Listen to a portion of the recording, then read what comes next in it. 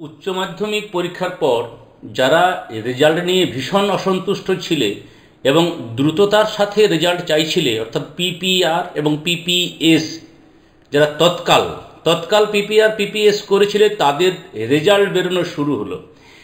প্রথমে একটা অদ্ভুত তথ্য দেখাই। এই যে দেখতে পাচ্ছ, ছিল 3 হলো 41। কোনো একজন স্টুডেন্টের বাংলায় সে 3 পেয়েছিল, মানে ফেল করেছিল। সেই স্টুডেন্টটি ভাবো, মানসিক অবস্থা ভাবো, তার আজকে রেজাল্ট প্রকাশিত হয়েছে, সে পেয়েছে 41। এটা কি একটা উদাহরণ? তোমরা বলবে, আমরা নোটিফিকেশনটা বলবো, নোটিফিকেশনে কি আছে এবং সেই স্টুডেন্টের পুরো রেজাল্টটা তোমাদের দেখাবো। দেখো, একটা নোটিশ বেরিয়েছে আজকে 16 তারিখ, আজকের ডেটে, এই 16 তারিখে বেরিয়েছে।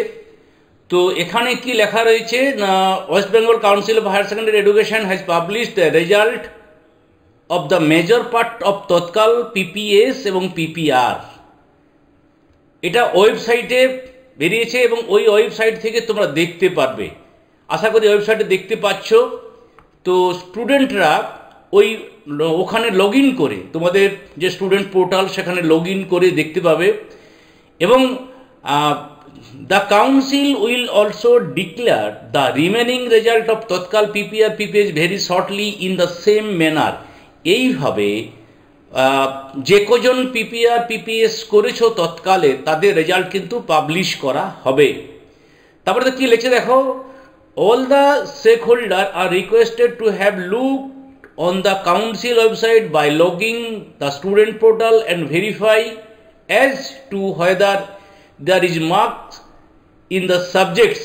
মানে ওখানে দেখতে বলছে তুমি কি কি বিষয়ে অ্যাপ্লাই করেছিলে, একটা বা একাধিক বিষয়ে তৎকাল PPR have changed it all, মানে যদি চেঞ্জ হয়ে থাকে, দ্য ক্যান্ডিডেট যদি চেঞ্জ হয় তাহলে রিভাইজ মার্কশিট দেবে on the representative of the school, সে স্কুলকে দেবে।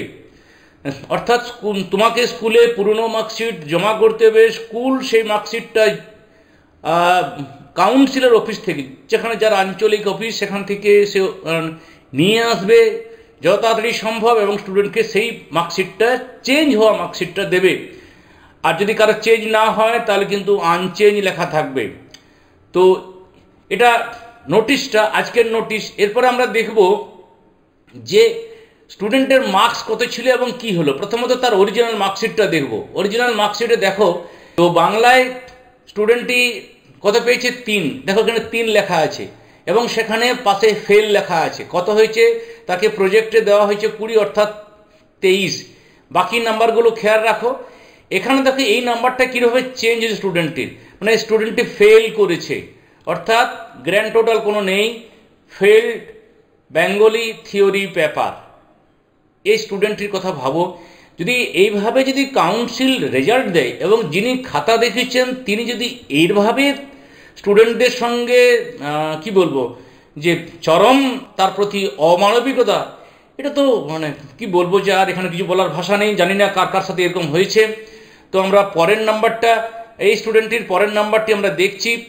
ঠিক আছে, পরের নাম্বারটি আমরা দেখছি। দেখো এই স্টুডেন্টটির পরের নাম্বারটি বাংলায় দেখো কত পেয়েছে, এখানে 41, grade B 20, 61, subject grade B+. ভাবা যায় 3 ছিল, হলো মানে 3 আর 20 23, সেটা ছিল 23, সেটা হলো 41 20 61। ছেলেটি পাস করে গেল 332 পেয়ে। ওভারঅল গ্রেড হলো বি প্রজেক্ট বি+।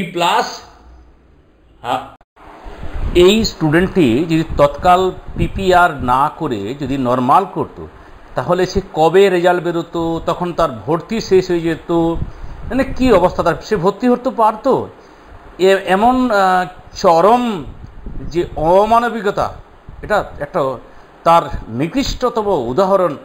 সকলের প্রতি যেন এমন অবিচার না হয়, এইটুকু আমি কামনা করি। সুরজ মুখার্জি,